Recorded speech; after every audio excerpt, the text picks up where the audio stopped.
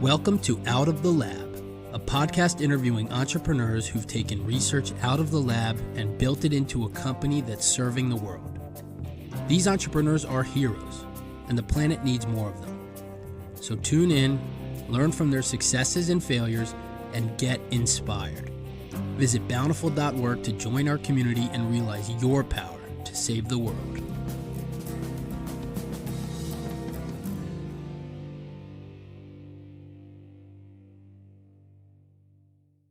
Hello and welcome to Out of the Lab. I'm your host, Max Finder. Today's guest is Dr. Ahmet-Hamdi Cavusoglu. He is the Executive Director of the Academic Venture Exchange.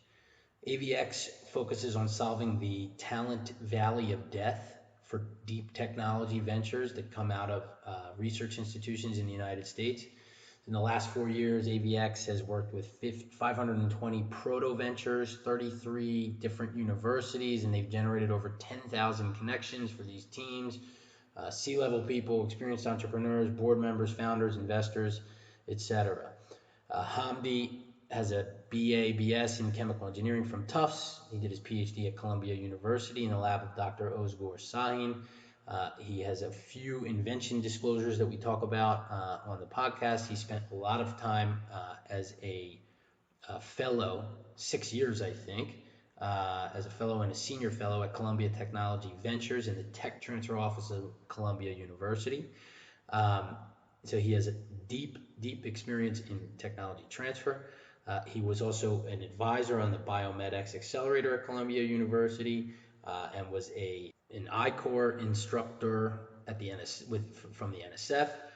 We talk a lot about challenges and opportunities around TTOs, what are some of the good and the bad things that they're doing and what can be improved, what he learned in his time at a TTO and how he transitioned from a PhD and someone inventing and developing technology in a prominent lab to now doing all of the work that he's doing, making these connections and helping create more startup companies out of university research and inventions. We talk about some of the DNA, the successful DNA of these spin-off startups that come out of universities. And there's really great kernels of advice for young grad students and scientists and entrepreneurs that want to create a startup or a spin-off or to get involved in academic startup creation.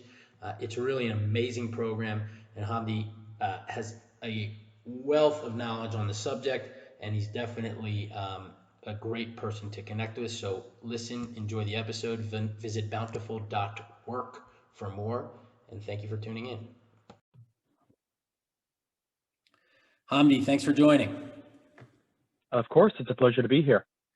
So maybe you can tell us a little bit about AVX and what it is you do, because it's quite a unique program in the tech transfer space, correct? Yes, indeed. So the Academic Venture Exchange, or AVX, is a nonprofit cooperative that basically, realized this ongoing challenge in tech transfer venture creation, which is a lot of this kind of chicken and the egg problem of, in order to get a startup going, you need an investment. In order to get investment, you need a team. In order to get a team, sometimes you need investment. And the idea here that's come together is this challenge of finding fundable talent up front that's interested, that's willing to participate in kind of growing that narrative. And both at a lot of these universities, as well as a lot of VCs that focus in the deep tech space, a lot of them foster these entrepreneur in residence, executive in residence, mentor in residence programs to try to fund and find that talent to work with these sort of emerging technology startups. But they have a challenge. The three big ones here is, first off, a lot of these entrepreneurs and mentors, they have specific theses. They have an idea of what sort of ventures they want to work in, which means they're not looking at everything coming from one university. They're only looking at 3 or 4 things at a certain time. And that creates a bottleneck.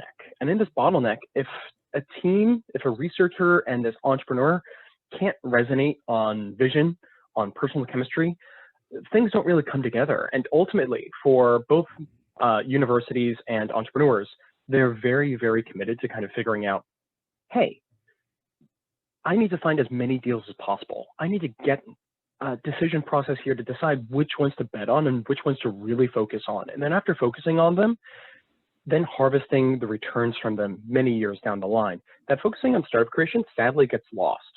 So the idea for AVX was, well, if someone's good enough to be working with Columbia as an entrepreneur, perhaps they're good enough to look at opportunities coming out of Yale, out of U Chicago, out of WashU St. Louis, out of Stanford, and vice versa. People from those ecosystems could be helpful for helping Columbia build ventures from their technologies.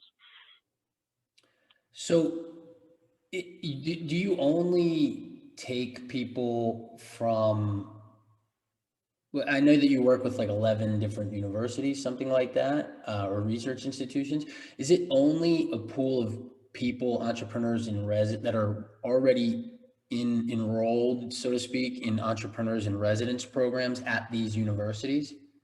And what does it take? What is the caliber of those types of people? Like, what does it take to kind of be in that network for, let's say, Columbia? Totally. Yeah. Totally. So when AVX came together about 5 years ago, it was focused on the Ivy League schools plus Stanford, WashU St. Louis, and U Chicago. And a majority of the talent that first started in the network, 90% of it, were people who are already working with these tech transfer offices and various like venture funds in residence roles. Since then, we've expanded a bit to over 30 universities in the US, as well as our network of talent has expanded by second degree referrals, such that about 70% of our talent has been referred to us by peer institutions, while another 30% tend to be second degree referrals. That means, individual A working at Yale has referred over 2 or 3 other people who have worked on academic venture spinoffs before with them. So what do these people look like? Well, there's many different phenotypes, as you can imagine. There's no one real type of an entrepreneur other than someone willing to take a lot of work into a crazy idea and try to build something with it. But a lot of the time, the 4 big hurdles that I try to consider for people is, have they had experience in building a new company, in growing a new company, and eventually exiting a company? Like how do they provide liquidation for their investors? As well as a small little unique note for AVX is focusing on individuals who have had exposure in working with university licensing versus corporate licensing, where universities have a very broad mission to try to translate their technologies out to the world.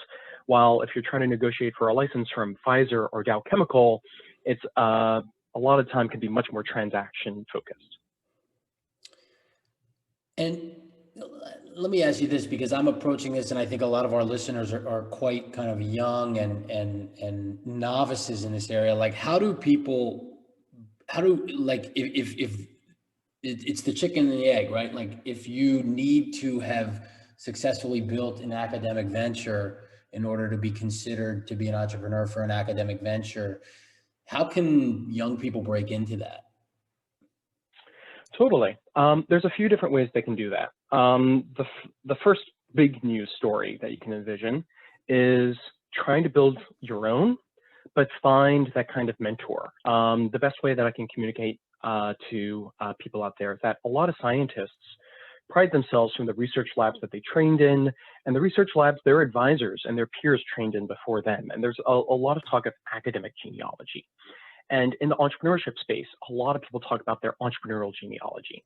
When you look at the story of Google, when Larry and Sergey got their first big check, a lot of the money was held back until they found Eric Schmidt, who got a PhD from Berkeley and then worked at Sun Microsystems with Vinod Khosla, who was eventually at Kleiner Perkins. And from that experience, led Novell Systems before coming to Google. So he developed his own experience learning from other entrepreneurs. And then he was able to share his experience to Larry and Sergey, as well as early employees at Google in building up that venture opportunity. So classical pathway 1 is to work with other established entrepreneurs to become that entrepreneur. Pathway 2 is, so I'm sorry, wait, if we pick that one for a second. So that is, so the advice would be, like, if you want to break into it, find an academic venture that is a spinoff of some kind, where you can be a very early likely even technical employee, I guess, like a very early kind of first handful of employees, and work and be mentored by the entrepreneur that has done this before. That is the distilled advice that you just gave, correct? Yes. Okay, good to know. And so sorry, so the other couple of vectors that you were discussing. Yeah, so a few other vectors tend to be, venture adjacent.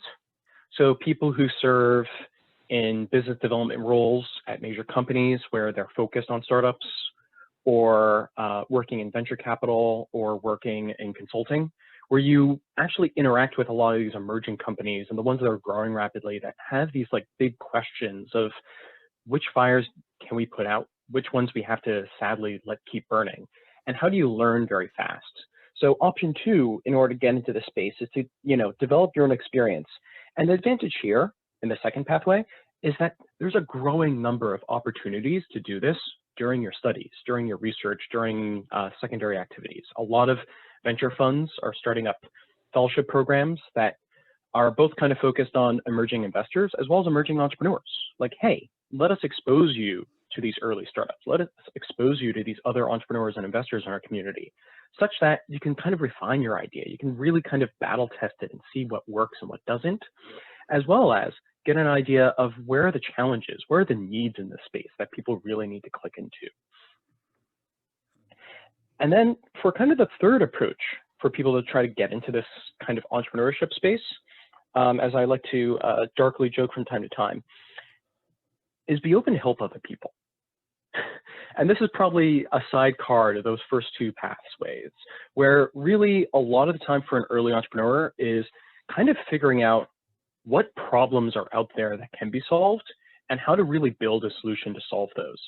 And to really have a good eye on how to do that, you have to be open to understanding where other people are out in the world and what they're looking for their problems to solve.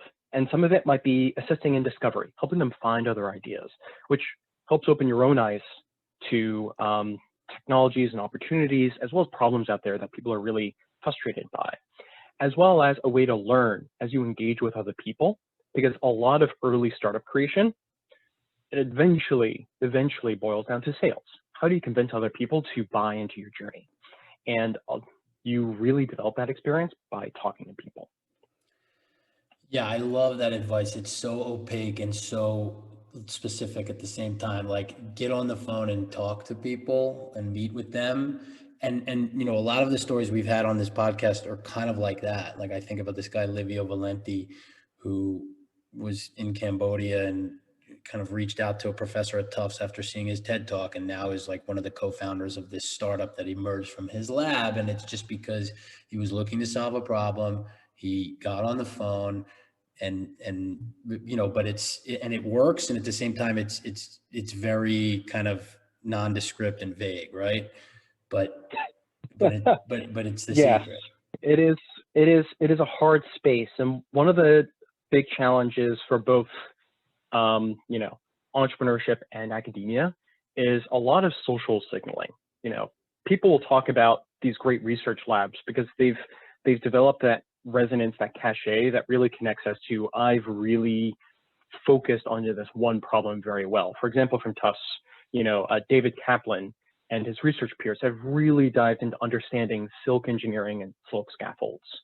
And a lot of alumni from those ecosystems usually work on, understandings and insights from there as to how it applies to other facets of research or technology or like business.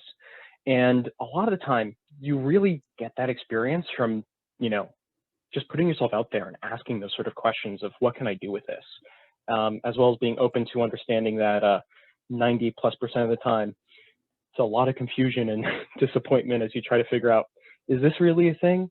Is this really what's happening, or is it really something else and I'm not getting it? And that is a perpetual challenge for everyone in the space.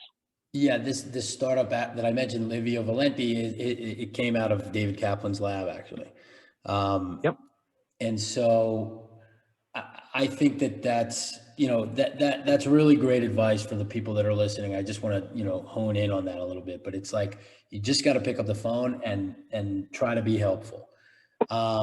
Totally. Very, very cool. And so maybe we can even go back a little bit into the purpose for AVX and zero in on that a touch. So there's this idea of the talent valley of death, as I think Yeah. you guys tend to refer to it. Maybe you can talk about that a bit. No, totally.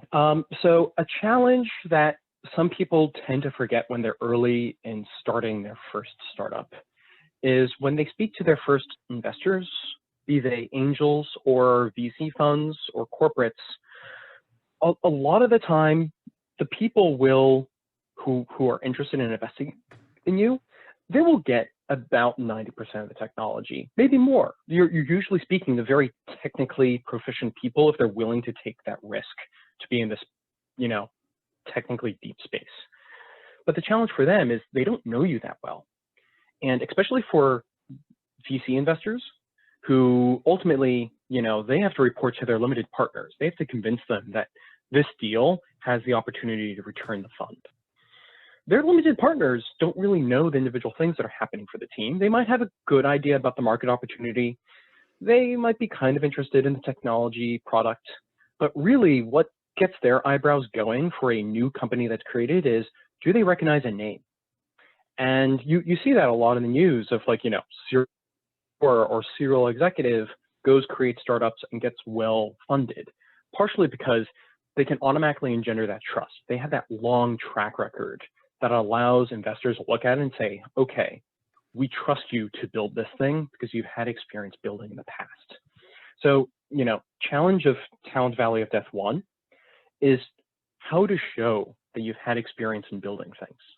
And the great thing is, conducting research, be it, as a research assistant or as a grad student or a postdoc, you have a lot of experience in building things, from building your own research proposal to building experimental setups to getting the narrative out there and publishing your work. But, the ultimate currency for researchers, the translation divide here, is the currency of research tends to be papers and citations. How much work do you put out there? Where does it get published? And how many people cite it years later? While in the currency of venture capital, it's, how many customers do you get engaged? How fast do you get them engaged? And ultimately, how much profit do you generate? How much returns can you generate in creating value for your opportunity? And it's that sort of disconnect that takes some time to learn. And that's the true talent valley of death here for a lot of investment, is showing that you have the experience of changing your experience from building one sort of space, one sort of opportunity, to focus on one in these sort of markets that people invest in.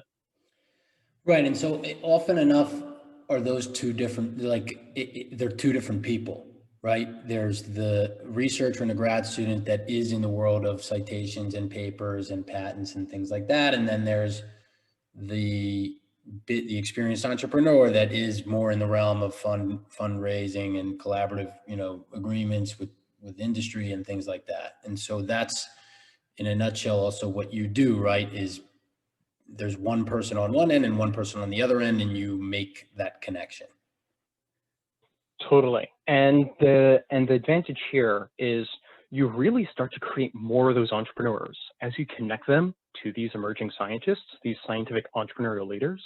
As they learn from other experienced entrepreneurs, they themselves become experienced entrepreneurs.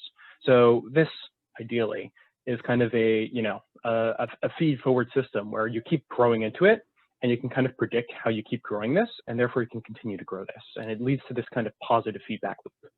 Right. It's an apprenticeship that, eventually those people will become the entrepreneurs that are starting the next company that you bring to them, or whatever that is. And so is it very hard? Like, how many of these successful entrepreneurs in deep technology are there out there? Like, do we need more of them? I mean, do you have trouble finding them? Talk a little bit about that, maybe, if you can. Totally. I will put forward the caveat that I am a huge supporter of these technology ventures. So I will always think that more needs to be done. But I would say that, at least in the US, billions of federal research dollars are spent at universities and national labs to create these technologies. and more of them go through the route of startup creation to really get them going. The challenge being that for the old school model, decades ago, where a company would come by and license technology and start to work with it, is hard because a lot of things are being developed at universities are at such an early stage that integrating it into your manufacturing and operations and your supply chain is difficult. It takes time, and you want to see that proven elsewhere. You want to see that proven such that the knowledge is easier to kind of plug and play, if you will. But that takes time. So I believe that there needs to be more startups to really get these technologies out there. And at the same time, there needs to be a lot more focus on just people having the opportunity to kind of create their own destiny a little bit. I think there's been a big challenge of a lot of people kind of getting enamored early on in life of this idea of a corporate or social ladder, when in reality, we're just all human beings here trying to work our way in the world. And if you can find a way to kind of provide something new, that's the most exciting thing. It's something that creates opportunity for you as well as many others, and hopefully many new startups and many new opportunities for other people out there. I would say to date, a lot of the universities I work with create, hundreds of startups collectively as a group per year.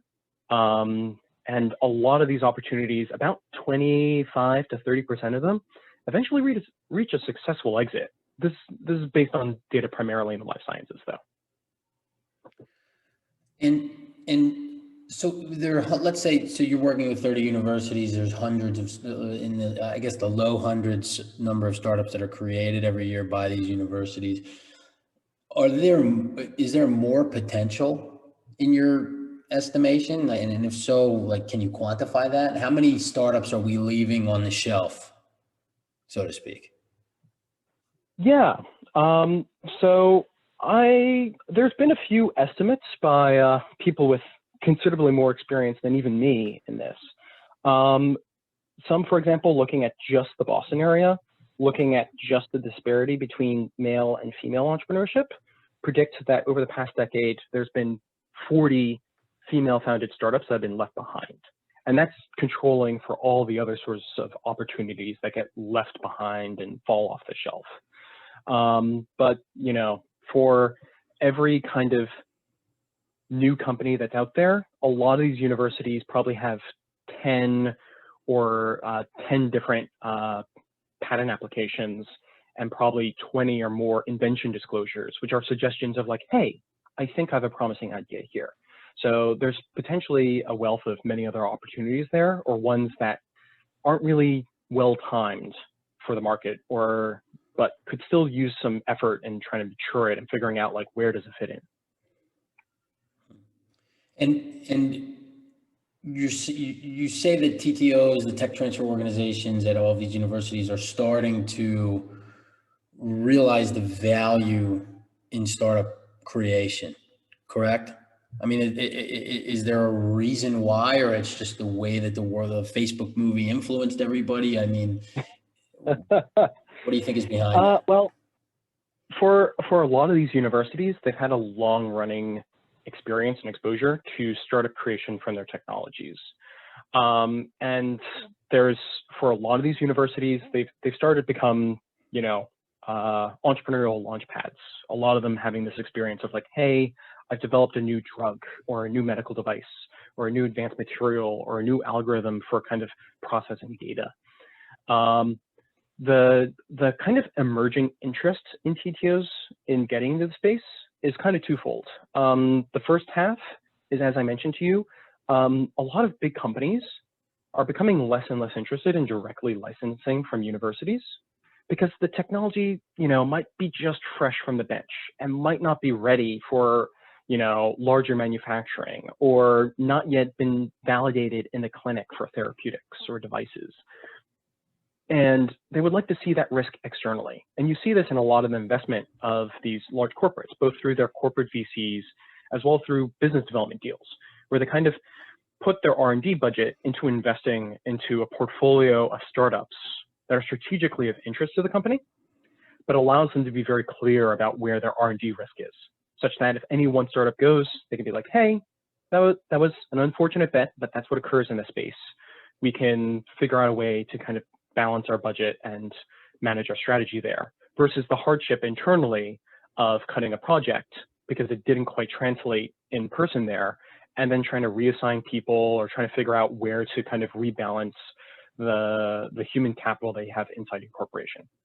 So the first driver, one, has been companies being more risk adverse to being engaged in that very early stage R&D of tech translation from university research. The second element probably has a lot to do with kind of the burgeoning interest in private market investment and venture capital. We had that like big growth in the late 90s with the growth of the internet revolution, and even after the dot-com burst, there's been kind of a slow rise again in the size of VC deals, the number of VC deals, largely because a lot of investors are trying to chase returns. They're trying to find a way to get rewards out of this. And when you look at a lot of the IPOs of some of these pharma companies that are coming out, medical devices, advanced materials, some of these software returns, you look at a lot of the data and you see that there was a lot of value being left behind from these private investment spaces. So a lot more investors started putting in money. And by having more of that money means there's more interest in creating those startups. So there's been that kind of pull from the market a bit of we're interested in making those bets if you can find the right people, if you can find the right opportunity, and it resonates with our thesis. And that kind of matching up many different variables at one is a challenge, but everyone fights over that challenge to try to make a dream come true. And so this correct melange of team, opportunity, technology, I mean, can you kind of paint a picture? So when something is put on AVX's desk, what do you look at it in, what does it look like when you're looking at it, and what does it ideally look like when you're finished with it? Totally. There's kind of like two sides of the desk even. As I mentioned, for the entrepreneurs and investors and advisors and mentors, I kind of go through, 4 high-level focus elements on their track record in building new cos, on growing those teams, on successfully achieving a liquidation and return to investors, and experience working with universities. On the technology side, I tend to look at a few different elements. Like A, is there a scientist, be it a grad student, a postdoc, a master's student, someone who's had experience in creating the technology? In other words, is the artist interested in participating in building this startup? One of the biggest challenges I see is a startup that has, a patent, it has this narrative about how to make a formula, but the original scientist got hired off elsewhere and left the project behind. So at the same time, you have to find an investment and an entrepreneur for this. You also have to find another artist, or if you want to be a little harsher, a counterfeiter. You have to find someone who can reproduce the work that someone else did, and that's hard. So one of the biggest barriers that I have to kind of filter through things is a scientist interested in participating in building this new company? Do they want to interact with other people, or is this kind of an abandoned child? That's kind of the first narrative. The second one is, how resonant does this match up with the talent I have? The talent that gets referred to the network constrains onto what sort of activity I can provide for people.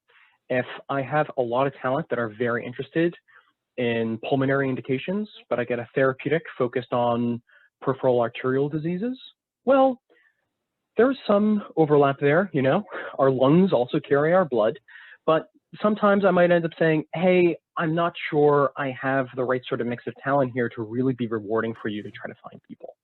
And other times I have a great wealth of people who are very interested in the space, but they might have been conflicted out. They might already be board members or advisors of other ventures and opportunities where they might not be able to participate. So I try to filter out things to make sure that we avoid those sort of challenges. And then a little deeper into looking at these emerging startups from universities, I try to have an idea of, with this filter of, hey, one of the researchers is active to participate in building this new co, is how much materials have they made for producing this new co? Have they tried making a rough draft of a deck or an executive summary? Do they try to make a logo or a video or a website to try to tell their narrative? From our data so far over the past 4 years, we see that teams that have kind of 2 of those 5 elements I mentioned to you, they tend to garner much more attention in our community, probably because they put a lot more effort to put themselves out there, that there's something for someone to read, to evaluate, to be like, aha, I think I know how to help them. I think I know what they're getting at, and I think I can see where I can work with them on this. So it's putting enough of yourself out there to really show a place to be there, while at the same time being flexible enough. This third element of showing growth, which you can't really show growth until you collide with someone and see how they react. But how do you respond to their feedback? And how does the other party respond to you? How do you grow? And that takes time. There's no perfect art for that yet. And personally, I'm a bit skeptical to kind of predicting any of that, because I feel like it puts a lot of implicit biases of what has been generated, what we all think so far. And I try to at least remove a little bit of that, if that makes any sense. And so you're pretty deep into the world of tech transfer, and you, it seems like, I mean, you're an I-Corps instructor, is that correct? Or you're involved in that in some way? I was an I-Corps instructor for a short bit. I guess, personal narrative wise, I forgot to share earlier. We'll get to it. I'll bug you about it, that's for sure. But I want to transition. I'm interested in sort of how you got into tech transfer in the first place. So you did spend time at Columbia Technology Ventures, right? Yes, I did. I was a fellow and senior fellow there for 6 years. And part of the story as to how I got there was when I joined my first research lab at Columbia, the university encourages all their students to apply to as many fellowships as possible. You know, if you can pay for your research, if you can get external validation of your interest, it makes you more compelling as a researcher. And I was lucky enough that my department awarded me a fellowship from Boeing to support my first year of my studies. But as I was applying to programs, I came across Columbia Technology Ventures, and I learned a bit more about how they go about, fostering this ecosystem on Columbia's campus. And what I found was, they built this, training program that separates on 3 big categories of tasks that the office needs help. They need to like bandwidth to help their licensing officers be more efficient. And the first task is helping with like early technical diligence, basically getting an invention disclosure and helping summarize it very quickly, such that when a licensing officer meets with an inventor, professor and postdoc and grad students, they have some context as to what's occurring. Like, what are the competing products that are out there? What are the emerging technologies coming from peer laboratories? What have been the conference publications and academic journal publications, patent publications, news releases that kind of give a hint as to the activity in the space, such that people can make an intelligent decision of when to patent, what to patent, what sort of claims stand out, and how it stands in the marketplace.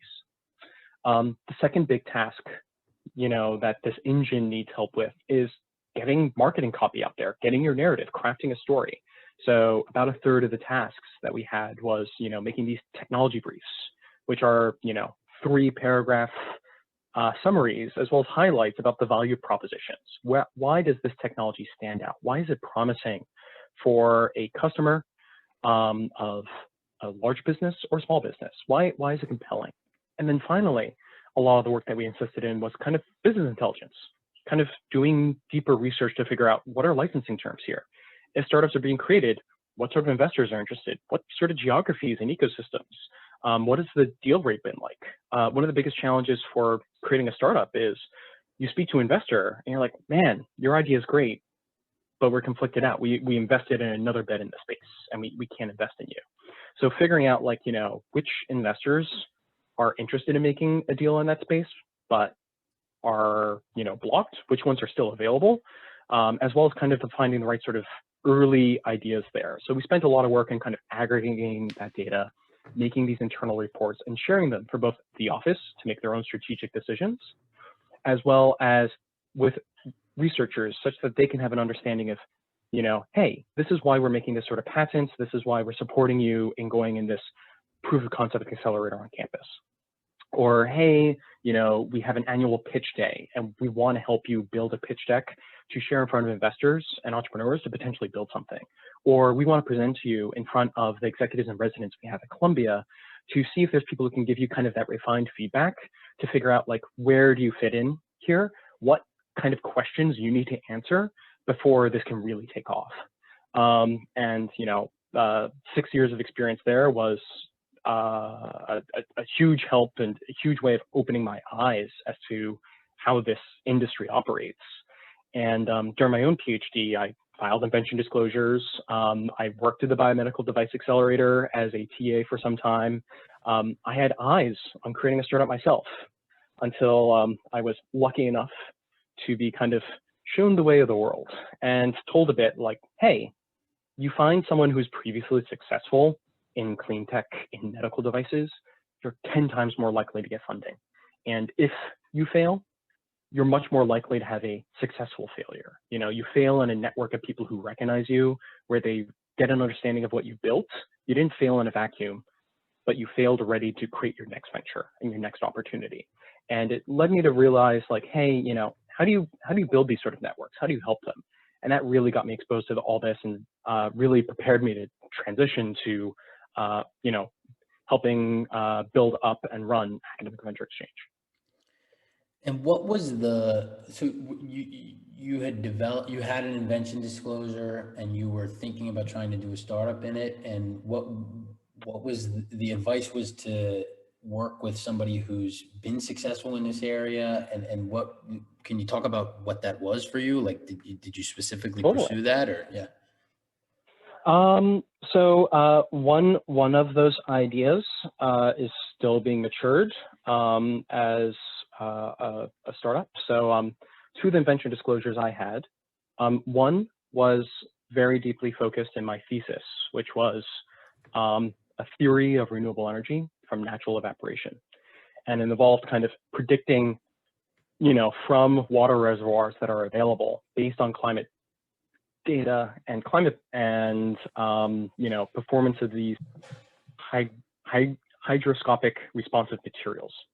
You know, could you harness energy from evaporation? Just like how for well over 100 years, we've been harnessing energy from water falling down at gravity potential. So I filed an idea of like, hey, this is a control scheme. This is how you can optimize the system. This is the way you respond to, you know, changes in sunlight, in wind speed, and air temperature and humidity to have kind of the best response of your system. So that was the idea one, which, as you've probably followed along for a long time, you know, clean tech 1.0 ecosystem had a lot of struggles in getting out there, so much so that Kleiner Perkins spun off their clean tech portfolio to G2VP. And just now we're seeing like a resurgence in clean tech investment as people see a lot of issues in climate change. But back in 2016, 2017, there's still a lot of big questions of how do you build this material? How does it scale up? How do you, like, you know, what are the economies of scale? What's the levelized cost of electricity from this sort of system? And I haven't had that experience in that space yet. So I was trying to find the entrepreneurs and advisors who've had experience there who can kind of help shortcut those learnings and help guide developing that for that opportunity. And then the other one was focused on, you know, how do you scale up the manufacturing? And I made like an inkjet printer that printed, you know, this bacterial bioink that would be responsive to evaporation. And there you have to deal with like, you know, how does this printing technology scale up versus others? Where does it apply? What other applications are there for technology? Because just at the dawn of, you know, PV solar cells, you didn't just go out and fill up an entire field. It's taken decades for PV to become such a force in the energy space. You know, the timeline of getting these systems into the space was like, okay, what are the strategic areas that this could apply in first? And again, that required the experience of speaking to people who've had experience in manufacturing, people who've had experience in kind of these biomaterials. And that's kind of the way my head has been perpetually focused in, is how do you find these people and how do you find them at the right sort of time? And how do you help them buy into your mission and your story? So is there a startup in your future? Someday. The PI I trained with, Ozgur Sahin, has been working on a few emerging technologies from the laboratory. One of them, called solar hydro, is focused on this energy application of these biomaterials. Another one in an advanced medical device space, amongst others. And that's been, an ongoing interest. And I think a lot of the times whenever I look at these emerging ventures from a range of universities, I have a little, thought in the back of my head saying, could I jump in? Could I like work with someone who has experience in building this and help work with them? I don't know when that's going to be, but it's been something in the back of my mind for a while. Amazing. And so you worked, I don't know if you worked directly with Oprah Weinberger, but she was on this podcast as well, and she mentioned AVX as kind of one of the major initiatives that they're involved in order to bridge, I guess, the talent gap, the talent, overcome the talent valley of death. So did you work with her directly at all when you were there at CTV? I was lucky enough to work with Oprah, though she is a beast of licensing and work output for CTV. But a number of the reports from the Fellows Program went her way to help her with some of these decisions, as well as her licensing officers that she directs. And then when I came to AVX, she has been a great voice of reason of like, hey, you set these expectations of what performance needs to look like, in months, but just do a little bit this week and grow it a little bit more next week and next week and next week. And it's that continuous small steps of growth that has been really a great bit of advice from her that I still carry forward for the past, 4 years. That is good advice. And so, I mean, you had a look, and so you've now worked with a number of TTO offices. I'm curious, actually, even why you're not working, let's say, with 120 offices as opposed to only 30. Like, are there certain, beyond, I guess, a demand on your time and resources, but what are some of the good attributes of TTOs that you've seen that people should be aware of and try to cultivate? Totally. So on the reason why AVX hasn't grown to like 120 odd universities or overseas, on the overseas question, we're primarily focused on our mission on US federally funded technologies and figuring out how to foster American competitiveness by fostering these American technologies. That said, we've been very friendly in speaking with a range of other institutions from Canada and Australia and the UK and Germany and elsewhere to kind of help them get an idea of, at least share the insights of what I've discovered so far.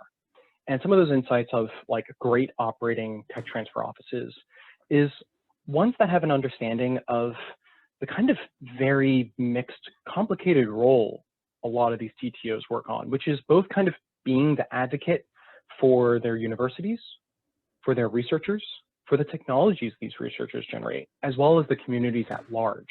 That is the biggest mission for these universities, which is focused on, education and fostering the local communities. So a lot of the offices that have had like long-running track records in the space, such as Northwestern, such as Stanford, such as Columbia, Princeton, UPenn, the UT system, the UCal system, they've had a lot of experience in kind of threading that needle. And a lot of time, as anyone could experience, is challenges of trying to communicate that, because, people are surprised when they come from Scandinavia and they see that, universities are chipping in and paying for the legal patent filing fees and participating in the strategy and helping find other partners to build this opportunity. A lot of the large research institutions that have a large portfolio of sponsored research agreements. They might have corporates participating in funding the technology on campus and might potentially become an external license or a spinoff, such as MIT and Stanford and Ohio State. They have to also drive this balance between what the corporate wants versus what the university can provide. For example, a corporate might be like, hey, this is all a trade secret. You can't tell the world. And that is completely antithetical to what a lot of the university research is, which is ultimately as I said way back earlier, the currency for these scientists, at least what they're trained for and what the system rewards for grants and others, is publications and citations. So they need to be able to share their idea with the world. So figuring out that sort of strategy. The second one, a lot of TTOs that are most successful are the ones that tend to be fairly transparent about the sort of deals they try to build for both licensing and for startup creation, as well as transparent and communicating that, hey, we understand that this is a negotiation that continues onward from the contract being signed. We understand that a startup might not be able to pay all the legal fees up front. We can negotiate a payment schedule for that. We understand that, you need to get a certain amount of sales in order to get your next round of investment. And when you get investment, all of that can't go back to the licensing office to pay for things. The investment's for hiring staff, for, paying for capital expenditures, for getting your business to grow. So a lot of the best ones really make it clear that they're there in the long term to help build with you, to help you find both technical talent from their campuses and peer campuses, as well as to find the resources from their own local geographic ecosystems, as well as kind of the global ecosystem at large, to figure out where you fit in and help find the best way for you to kind of grow your technology, grow as yourself, and get going. Yeah. And so what are some of the well, let's put it this way. There are some negative things said about TTOs, right? That they kind of are roadblocks, right? That they are difficult to work with in some cases. I mean, do you find this to be true? Are there so many different terms for licensing these deals or licensing these technologies that it's very hard to navigate? I mean, what are some of the ideal terms even? Maybe you can speak about this kind of the negative side and things of that nature. Totally. So there's like a few misconceptions I think that occurs. First off is the tech transfer office at Cornell is different than the tech transfer office at Chicago, which is different from the tech transfer office at Yale. And for a lot of scientists, they might train at one university as an undergrad, then go to a second one for grad school, then go to a third one for graduate school, and then go to a fourth one for, a postdoc or, another bit of training, and then a fifth one for being a professor. So they've had experience of being exposed to many different flavors of TTOs that perhaps they got used to one sort of flavor without getting that sort of exposure and coaching to understanding how another institution operates. And at least what I found has been a lot of misunderstandings is, oh, I was used to this sort of style of, telling my office I have an idea, getting some time to discuss it, trying to find resources on the campus. And while a lot of universities are treated as, oh, it's a university, they vary greatly from campus to campus. That said, another challenge for a lot of these CTOs is, they're chronically overworked and understaffed. If a licensing officer who's responsible for every single faculty member had to meet with every single one throughout an entire year, they're lucky if they would have 20 minutes available, as well as time to do business development, to do outreach, to kind of do the strategic operational work needed to actually get a license deal done. So sometimes some opportunities fall through the cracks because there's just not enough people to help with those. A second challenge that occurs also with a lot of TTOs is kind of posturing. A lot of times when you speak to researchers who specialize on negotiation, they tell you to set an anchor point, and you got to do it as aggressively and as hard as possible to really negotiate something. And a lot of people take that hard posturing up front as, oh, you don't ever want to get a deal done, instead of, well, we're offering you a term sheet. We know you're not going to accept all of it, but let's work on this together. Like, what do you think? Because it takes time. It takes that negotiation process to really do, cost discovery. And for a lot of scientists who are, coming out of a university for the first time to build a new opportunity, they haven't had that experience in, price discovery. You don't get to negotiate the stipend support you get from the NSF. You don't get to negotiate, a change in your health insurance that often. So you expect getting the term sheet is oh, that's the deal. There's nothing else I can do. And like that sort of code switching is a bit hard. So that's been kind of a challenge for at least a lot of early entrepreneurs working with these universities. And I think some of the universities that handle that better tend to be a bit more open. They hold information sessions, they store recordings, they work with a range of other partners and kind of like helping them understand like, hey, don't just speak with us. Here are law firms that we've negotiated with in the past who will give you good advice as to what terms make sense and what don't, and can help lay down a roadwork for you. Another sort of element that's also a barrier for a lot of researchers is kind of understanding the equity terms for these university creations, especially as it varies from campus to campus, expectation to expectation. And it's still a space that people are learning a lot about. But for example, several of AVX's board members participated in ongoing conversations a year ago with several large life science VCs on what are acceptable startup terms. What do they look like for equity, for royalty rates, for pass-through royalties? And Columbia and Yale and Stanford, they've openly shared this information. You can get an understanding of what this benchmark is, but just because it's shared online doesn't mean it's easy enough to find. And there tends to be so many challenges in which a researcher, first time coming out, finds difficulty in figuring out what is fair, what's the market rate here. I don't want to feel like I'm cheated out or I'm not incentivized to keep building something here. So that's one barrier. And then I guess the big barrier as well that's also been occurring a lot has been this big change in the past few years of a lot of soft money research positions where, professors aren't even fully tenure protected. They are paid only on the grant money that they bring in. And sometimes, some departments might treat these labs as kind of glorified contract research organizations. And a lot of these researchers wonder like, hey, I'm treated like a second-class citizen here. Why am I being treated with the same sort of terms?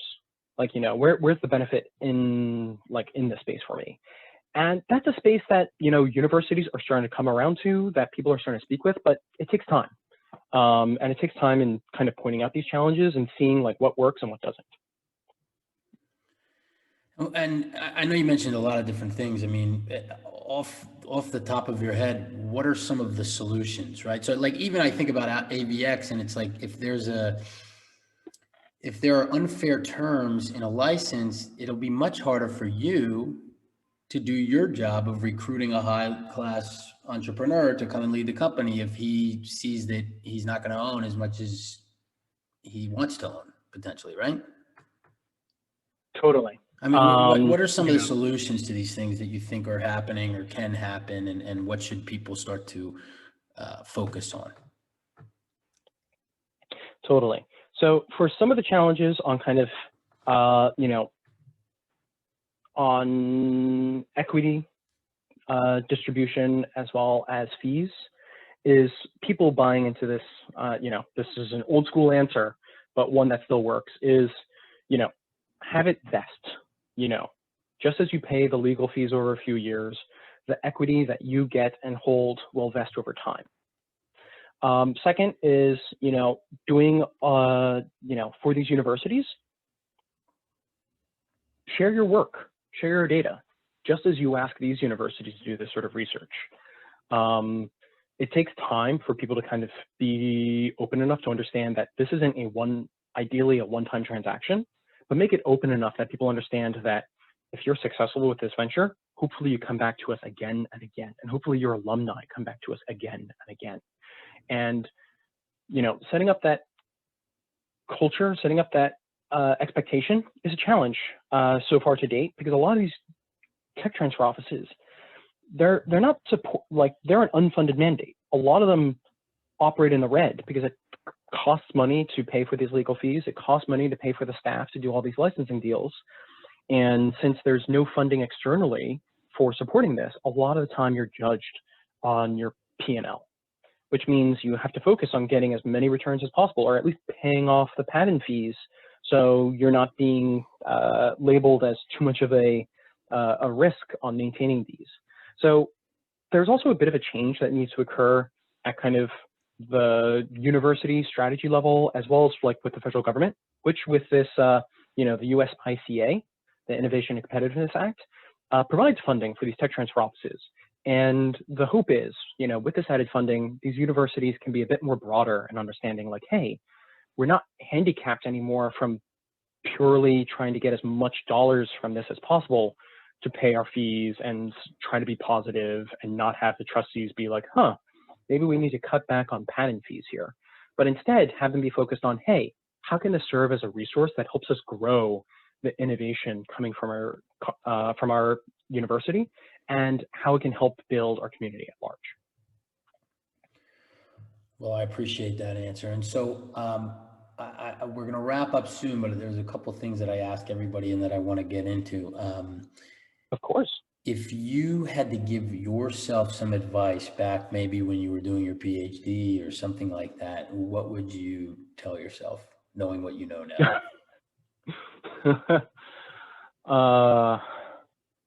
I think the first advice I would give is the road is long and windy. Take your time. There's no straightforward answer that occurs up front. So learn to be tough. Learn to be tough. And so it's kind of a lateral question, but you already gave some great advice for people that are looking to get involved, or even maybe some young grad students that are looking to build a startup or something like that, talk to people, get on the phone and just kind of be helpful. Is there anything else in that realm that you want to impart on young grad students, scientists, and entrepreneurs out there?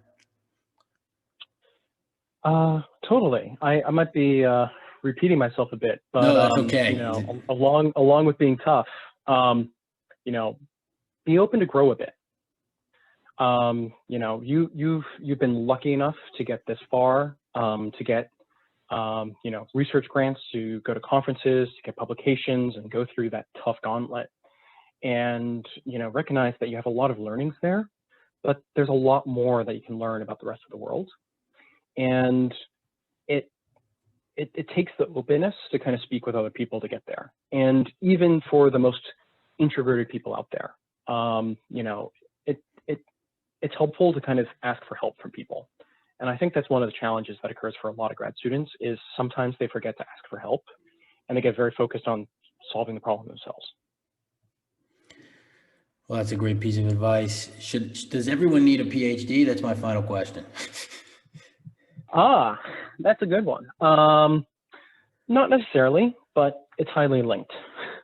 Partially because, a lot of these grants in their budgets, they pay for a grad student, and a lot of these inventions are paired with them. That said, there's plenty of great researchers who've had experience, who've become great scientists,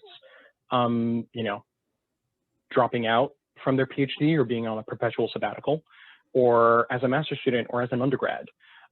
What it really takes is kind of the ability to recognize that you've never really become a master until you can communicate it well as have participated in creating a new idea.